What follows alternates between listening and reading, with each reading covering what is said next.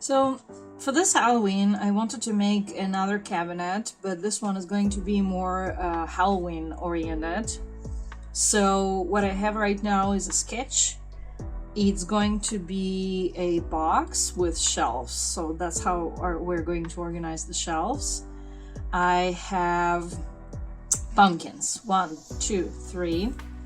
I have head in a jar and eyes in a jar. I have skulls here and here. I have a garland made of hands. I'm going to sculpt those hands using clay.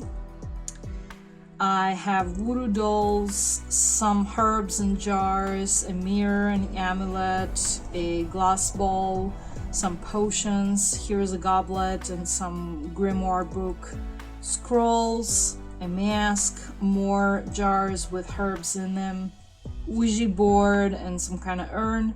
This one's going to be a cage. You know, it's like this ancient torture device was a cage that used to be put on people's head.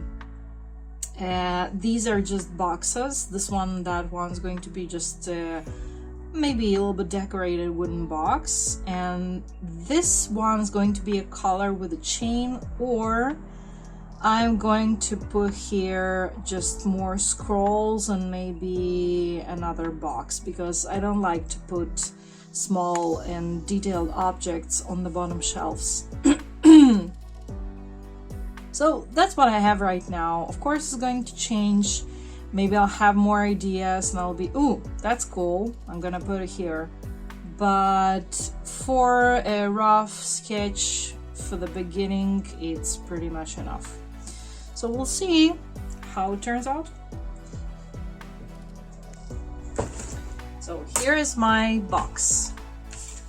I'm going to use this type of cardboard. I have more of it, of course. It's really hard, but also smooth, so I really like to use them. And it stands water very well. So if you color it with a lot of water, it doesn't begin to dissolve. I have paper, not super soft, but also not too hard. I'm gonna use it maybe to make boxes and chests and stuff like that. I have molds. So those molds are really special and beautiful. That one I'm going to use because I want the face. It's gonna be my mask. I have this whole stuff, jewelry supplies. You see the chain, some skulls.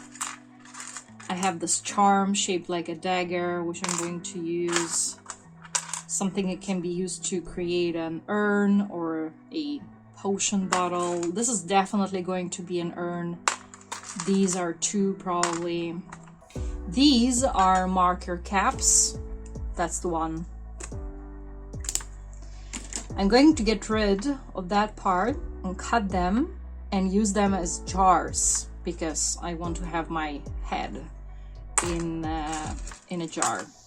Keys, cute little charm with keys. Okay, I'm not sure I will need all of that, or maybe it's not enough, but we'll see how it goes. Of course, I will have to use the clay. Now that's, as you can see, it's just a crack-free clay for kids. It's very elastic, it's air dried, it's very soft, it weighs like nothing, and I really like to work with it. It can be a little bit sticky, but you can use hand cream to make it more convenient. Now what I love about it is you can make really tiny details, and if you touch it, they will stick immediately. And it will dry in like an hour top. So I'm going to use this one a lot. And probably if I want to make some herbs, I'm gonna use this moss and vegetation. In addition, I have some pre-printed labels I'm going to use. I think these are these. I have book covers in different colors. I think my color palette here is going to be greens, purples, and oranges, because these are the traditional colors of Halloween. So I'm gonna use these two definitely, and maybe some purples from here. And here I have some more stuff. I have tarot cards, I have pictures, and a Ouija board, and these are going to be the head in the jar.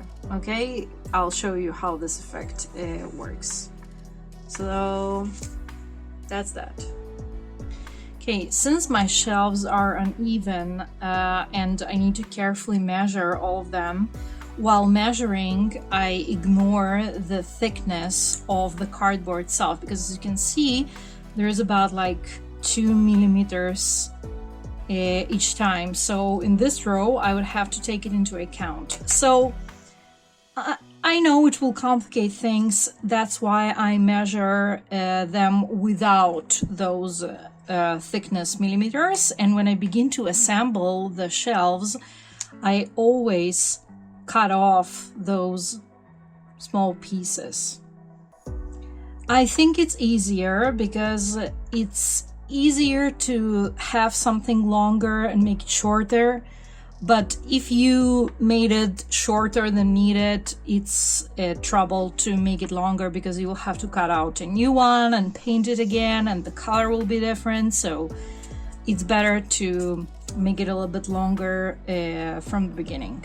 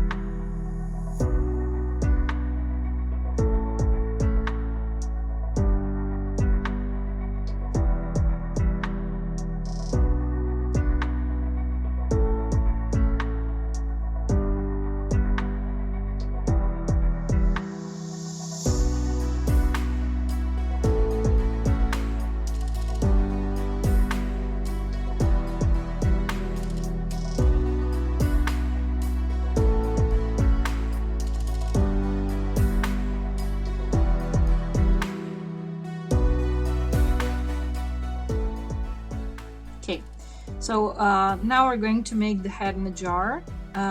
You can find pictures like this on Pinterest, because it's actually a very old trick how to make this head. These are pictures of faces stretched like this. So if you roll the paper, it will look a little bit like a 3D head. Okay, when you roll this, you put it in a jar.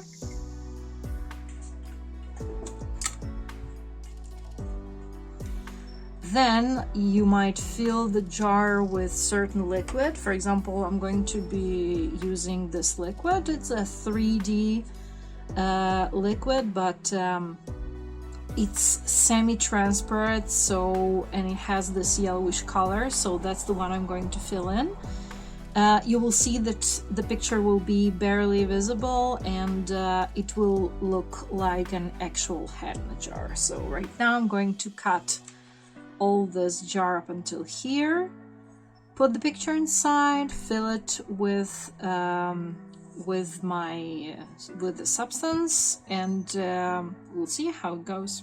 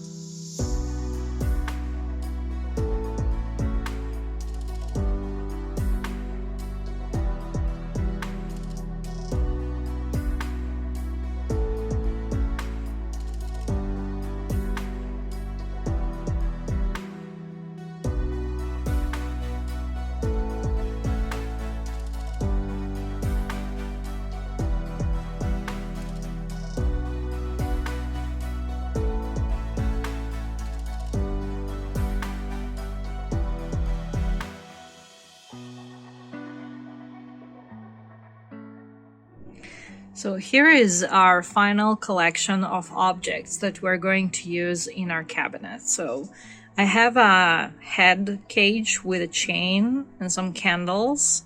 I have those potion bottles and an urn, scrolls, pumpkins, this golden mask,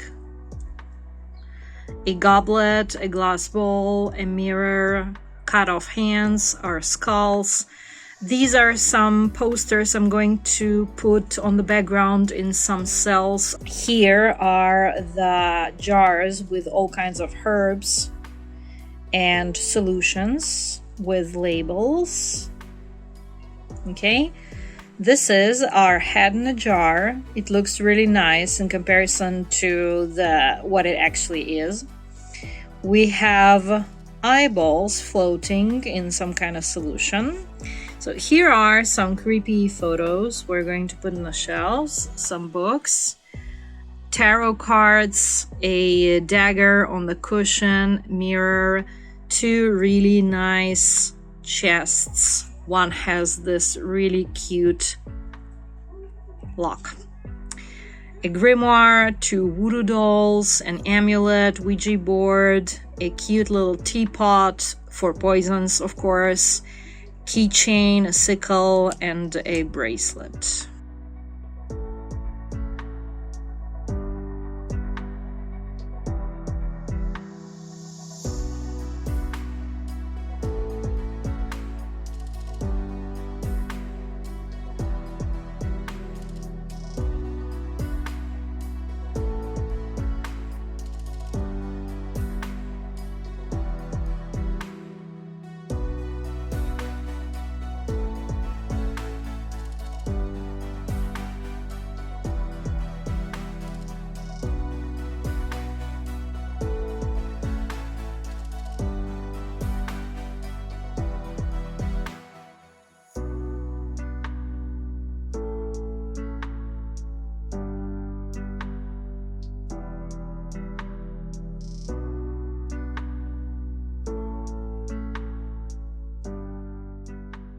Okay, so after finishing up, I realized that something green is missing. And then I remembered that I wanted to include herbs.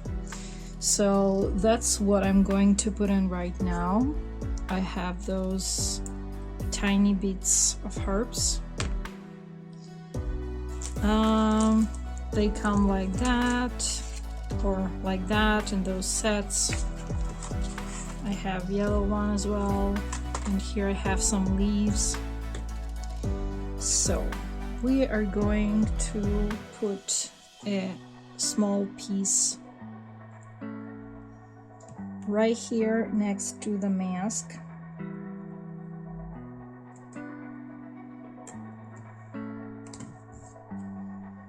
I think it fits here really nicely. See, I'm not even tying them up into a bunch because they will be glued, so there is no need for that.